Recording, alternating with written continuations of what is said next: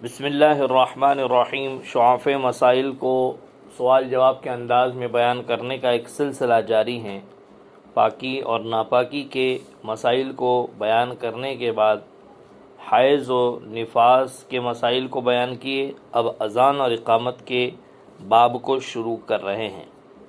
سوال ہیں، کیا اذان اور اقامت صرف فرض نماز کے لیے ہیں؟ جواب، جی ہاں، اذان اور اقامت صرف فرض نماز کے لیے ہیں۔ اذان اور اقامت فرض نماز کے لیے مشروع ہیں۔ اس کے علاوہ نمازیں مثلا سنتیں ہیں، نماز جنازہ ہیں، عیدین کی نماز ہیں اور منظورہ نماز ہیں، یعنی نظر مانی ہوئی نماز۔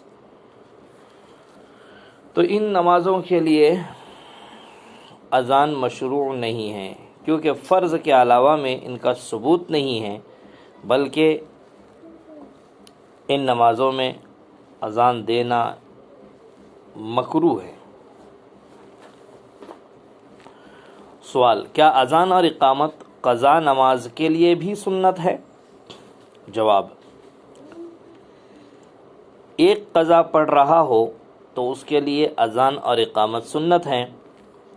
ایک سے زائد پڑھ رہا ہو تو پہلی قضا نماز کے لیے اذان اور اقامت سنت ہیں، اور پھر ہر بعد والی کے لیے صرف اقامت سنت ہیں۔ یعنی کہ مثلا کسی کی 2 نماز، 4 نماز، 5 نمازیں چھٹی ہو، اب وہ ایک ساتھ پوری قضا پڑھنا چاہتا ہے تو پہلی نماز کے لیے صرف اذان اور اقامت کہے گا، باقی نمازوں کے لیے جو ترتیب وار نمازیں پڑھی جائے گی اس کے لیے اذان اور اقامت نہیں ہے، وہ اپنی قضا نمازیں یکے بعد دیگرے پڑھتے رہیں۔ سوال، کیا عورتوں کی جماعت کے لیے اذان اور اقامت دونوں سنت ہیں؟ جواب، نہیں، عورتوں کی جماعت کے لیے صرف اقامت سنت ہے، اذان سنت نہیں ہے۔ مسجد کی اذان ان کے لیے کافی ہے، اور تنہا نماز پڑھتے وقت بھی یہی حکم ہے۔ کوئی شخص گھر میں، اپنے بازار میں، مارکیٹ میں، دکان میں، تجارت میں رہ کر تنہا نماز پڑھ رہا ہے تو اس کے لیے بھی صرف اقامت سنت ہے، اذان سنت نہیں ہے۔ سوال، اذان اور اقامت کے لیے کیا شرائط ہیں؟ جواب، اذان اور اقامت کے لیے یہ شرائط ہیں۔ نمبر 1، اذان اور اقامت کہنے والا مسلمان ہو، عاقل ہو۔ مسلمان کی شرط لگانے سے زندیق، کافر اور مشرک خارج ہو جاتے ہیں کہ ان کی اذان درست نہیں ہے۔ عاقل ہو، عقل مند ہو، اس سے مجنون اور پاگل جو ہیں وہ خارج ہو جاتے ہیں، ان کی اذان قابل قبول نہیں ہے کیونکہ شرط فوت ہو رہی ہے۔ نمبر 3، یا وہ نابالغ بچہ جو ممیز ہو، تمیز کر سکتا ہو، تو اس کا اذان دینا صحیح ہے۔ نمبر 4، اذان اور اقامت کے الفاظ میں ترتیب ہو، پہلے تکبیر پھر شہادتین کا ذکر ہے، اسی طریقے سے ترتیب وار جو ہیں وہ کلمات کہیں۔ اگر ترتیب ٹوٹ گئی تو پھر اذان درست نہیں ہوگی۔ اذان اور اقامت کی ادائیگی پے در پہ ہو، یعنی اذان دے دیے، اب کافی لمبا ٹائم اس کے درمیان نہ کھینچیں، یہ بھی ایک شرط ہے۔ کچھ ہی دیر میں جماعت کھڑی ہو جائے۔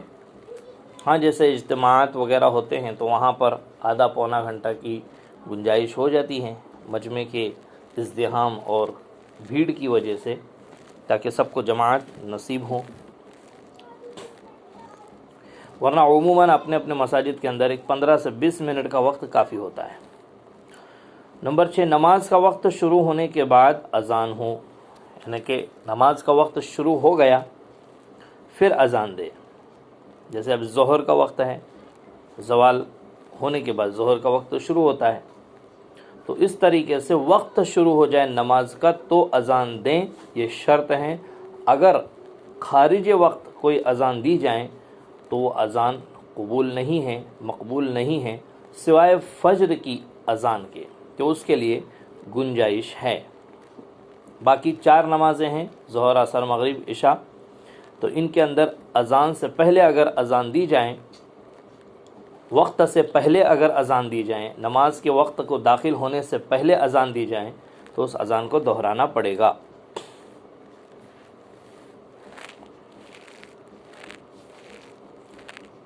سوال، عورت کی اذان کا کیا حکم ہے؟ کیا عورت کا اذان دینا صحیح ہے؟ جواب، عورت کا اذان دینا صحیح نہیں ہے، اس لیے کہ عورت کی آواز جو ہیں، بعض علماء یہ کہتے ہیں کہ یہ بھی فتنے میں داخل ہے، اسی لیے عورت کی نماز کو بھی اپنے گھر میں بلکہ گھر کے بند کمرے میں پڑھنے کی اجازت دی ہے۔ اور قرأت کا بھی اس میں مسئلہ یہی ہے کہ اگر کوئی اجنبی مرد گھر میں ہو تو عورت جو ہیں جہری نماز میں بھی اپنی قرأت آہستہ ہی کر لے، ورنہ بعض مرتبہ فتنے کا اندیشہ ہو سکتا ہے، اس وجہ سے عورت کا اذان دینا صحیح نہیں ہے۔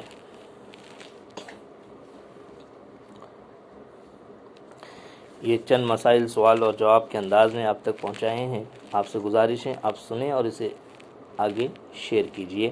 جزاکم اللہ خیرا و احسن الجزاء فی الدارین۔ السلام علیکم ورحمۃ اللہ۔